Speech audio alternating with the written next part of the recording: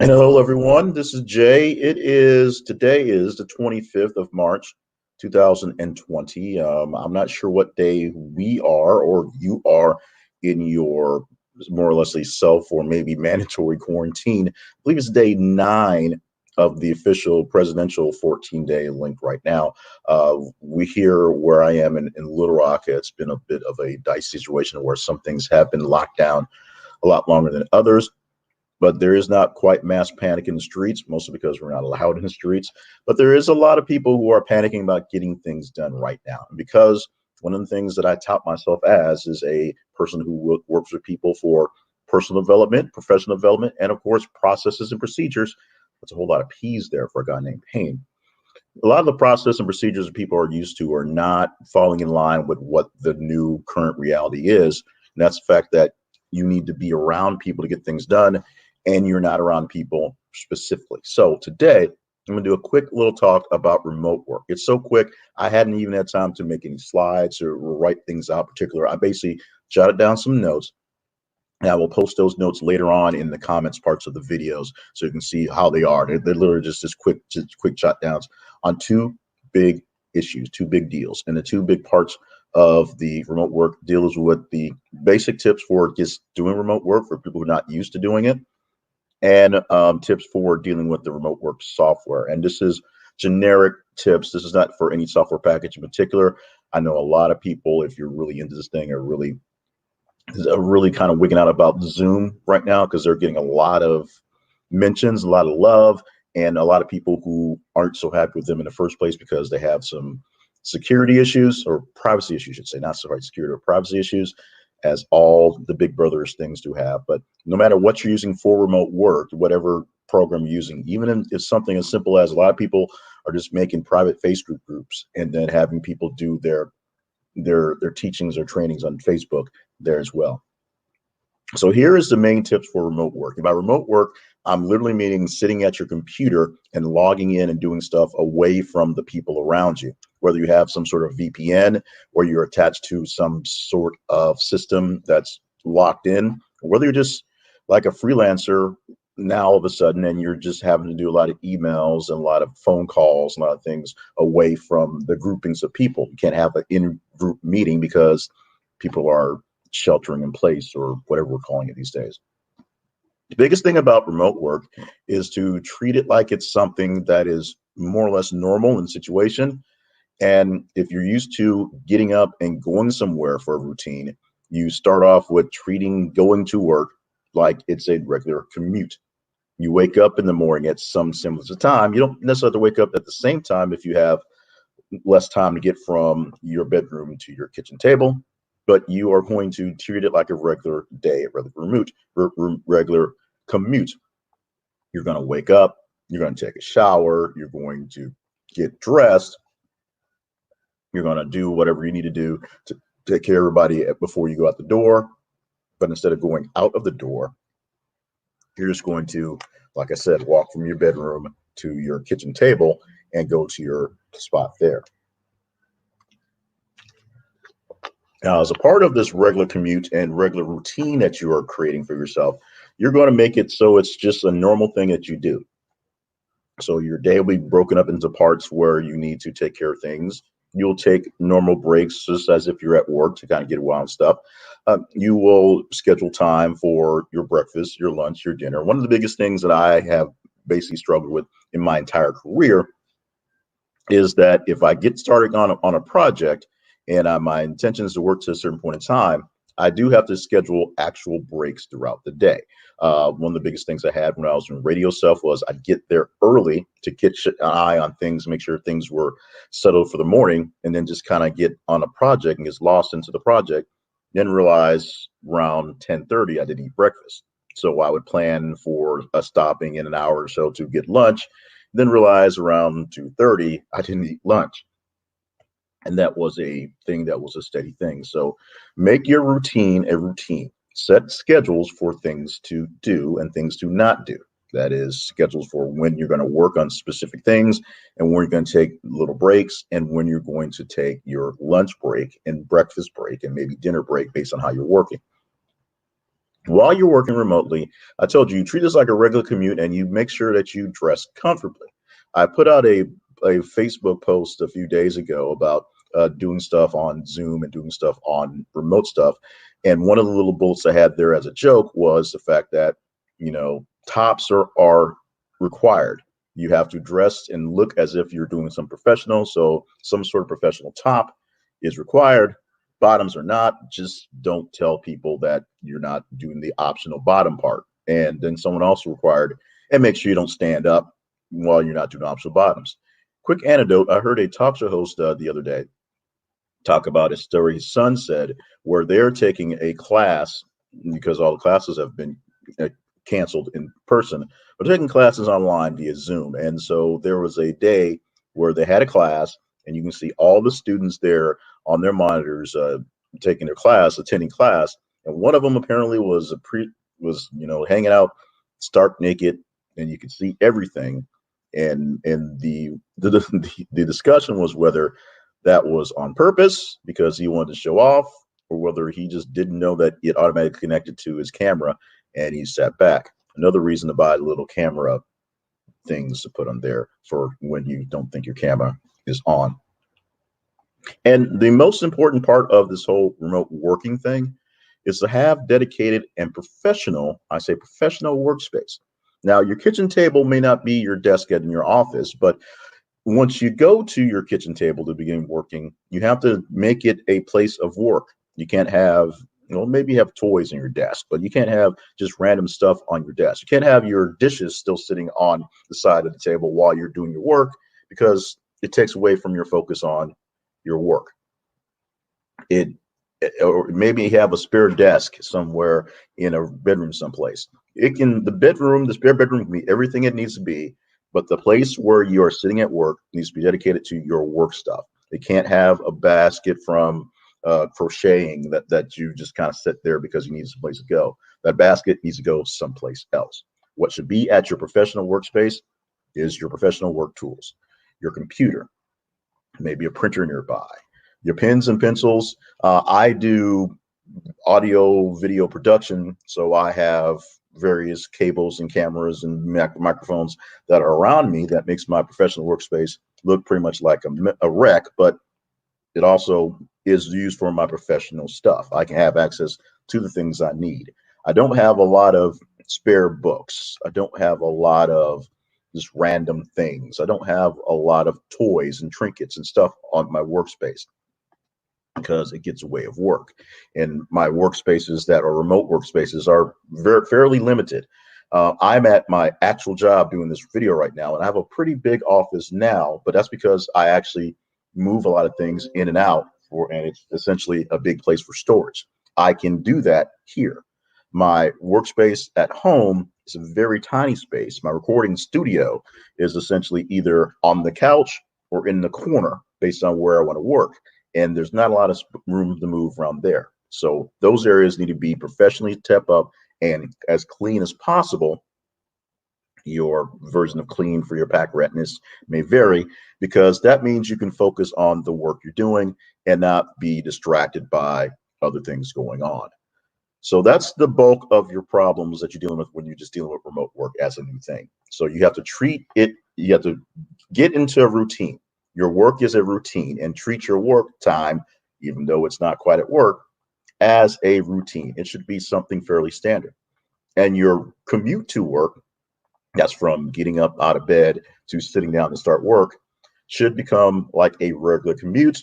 All the details are essentially the same, except you don't have to leave the house, get in the car, and drive somewhere. But everything else is the same. You wake up, you get dressed, you do all your grooming that you would do, even if you're going to be by yourself. Don't just throw on a pair of sweatpants. Don't just throw on just anything. You're going to dress comfortably, but you don't necessarily have to wear your suit and tie unless that's you. Hey, if you want to do suit and tie while you're doing your video chats, do you, man. It's all about you. Dress comfortably so you can move around, but don't slack off and sit in your pajamas or your slippers and your robe all day long. That's going to bring you down into work. And make sure your workspace is dedicated to work and for as professional and clean and clear as possible. Those are the biggest tips to get you in the mood for doing remote work. And whether you're going to find out you love this and find a way to find more space to dedicate to your business or to your work, or whether you just hate it and want to get back to normal, you will know for the next time this happens, or for whatever reason you need to, how to set up for remote work and how to set up for a perfect experience, or near perfect. It's not as good as being at work in most cases. Now, the biggest thing that gets to people is software for remote work. And I can't talk about anything specific because everyone's using different things, and some people aren't actually using anything specifically. Sometimes it's just as simple as you're at home, you have access to the internet, so you can get on to your email, and maybe you're just using some sort of Gmail client for your work anyway. You have access to your email. You can download Word documents and send things back and forth. So in that case, it's fairly simple and similar what's going on. Instead of having some sort of shared drive or something like that, you may just email things back and forth. You may have things that are personal software things going with you that are going that way. Many people are dealing with systems where they must be in the system, connected to the network to access either their files in their cloud at work, or their files on their computer specifically, or certain types of programs. If you work a call center, you're literally connected to the call center bank that everyone's connected to, even though people are working from remote places. So this is the important things to know about the software. And these are general, but these are all important things to know about the software. Know the specs of the software you're using, and in turn, know the specs of the equipment you have. And it may be as simple as I log onto the internet on my computer at home and things work in the web thing and it's fine. But it's times like this when you really need to know about processor speed and memory and storage, and for the software you're actually using, what it requires to run smoothly. Because while supplies are scarce right now, when things get a little bit better, now might be the time to look into upgrades for future issues like this, or just so things run better. The most important thing is you may decide you can do work from home and find out that your computer is not up to par, or your internet package, since you do most of your internet stuff from out at work and you're not a big internet person at home, isn't up to par for what's going on. You have to know the specs of what you need to get things done so that you know how good your experience will be. Maybe it'll be horrible, but you can get it done. Maybe it won't work at all. Maybe it'll be glorious and you'll decide remote work is the way to go going forward. When you have time before the crisis happens, you should always test your equipment periodically, because things change. Things change on your machine because you add things, subtract things, things get older. Things change at the office because they add things, subtract things, change settings, things like that. You never know what's going to work the way it used to when it doesn't anymore, if you follow me on that one. So make sure you're testing your equipment before you have to do any serious remote work. And in the process, keep testing things, settings when you have time off to see what some of your limits are in case something changes. And the most important thing about this is to make friends with tech support. Make friends with the people who do these things for a living, especially the ones that do these things for a living for your company, because they're going to get extremely stressed. They are all extremely stressed right now at this point in time, and they need you to be patient with them. And the more you are friendly with them before you need something, the better chance they will move you up the queue to get things done and have less of a gruff attitude with you in getting things done. And they'll probably think of you as just as bad as everyone else, but you're just as bad as everyone else. But I have a beer with that guy every so often, or we play ball with that guy every so often. When he comes by and says, "Hey, what's going on?" Something I used to do that sort of falls in lines with this, and it's been essential to basically every single step I've had in my life and career, is I call my biggest secret to success is bribing the secretaries. Literally giving the secretaries of the bosses I have anything they want, whenever they want, no matter how much of a hassle it is. Because at some point in time, I'm going to do something that's going to screw something up. And my only buffer between me and my boss will probably be the secretary. And in most cases, the secretary can dispel a lot of that stuff. When I was in the Air Force, very, very young in Air Force, somewhere in between first and second, third assignment or so, I was on a program that was dealing with a lot of things that were remotely back then when remote stuff was hard to do. And we had to produce a certain report every Thursday. And every Thursday, the report had to be produced. When we first came onto on the project, we would show up, and the boss's secretary let us know that this report was published to the boss at 9 o'clock in the morning every Thursday, so that he could have his phone call with the people remotely. So that means by 4 o'clock on Wednesday, she needed her stuff in to complete her report, so she can leave on time at 5 o'clock, close of business, and then the report can be transmitted to the boss at 9 in the morning. Started doing a lot of nice things for the secretary. Lots of nice things. Buying her lunch, bringing her candy at times, doing errands for her when she's stuck chasing things around. So while all the rest of the lieutenants that had to get their pieces of the report in had to have the report in by 4 o'clock Wednesday, so she can complete it by 5 o'clock Wednesday, so she can put it on the boss's desk at 9 o'clock Thursday, so he can transmit it. There were times when she knew I was not going to make the deadline. And so, because she knew what my pieces were, there were times where she'd say, well, I'm going to get into the office about 8:15 on Thursday. And the boss doesn't need the report till 9 o'clock. So if you can get this to me by 8:30, or if you can email me something overnight so I can see it by about 7 o'clock overnight so I can put place on it, we can take care of it. Because I was bribing the secretaries. That is not really a tip so much for remote work, but it works for anybody. And if you know a guy in tech support who works in your tech support, if you can send them a couple things their way, trust me, they will appreciate the love. And when you have a problem, they will curse you out a lot less than others, if that makes any sense. So congratulations on getting the chance to keep working and on having the chance to do remote work. Remote work is actually something that's really cool to do if you're allowed to do that. People do miss out on some of the social interaction and some of the camaraderie that happens along those lines. But remote work is something that is going to be, it is now, and will be a lot more now in the future, if that makes any sense. But quick tips on getting remote work done is something that a lot of people freak out about when they think about doing it. But it really is very simple. It's all about scheduling a routine that's slightly different because you don't have to go someplace else and deal with other people. A lot of the social norms are basically not needed, but your personal social norms while you're working by yourself remotely have to be established.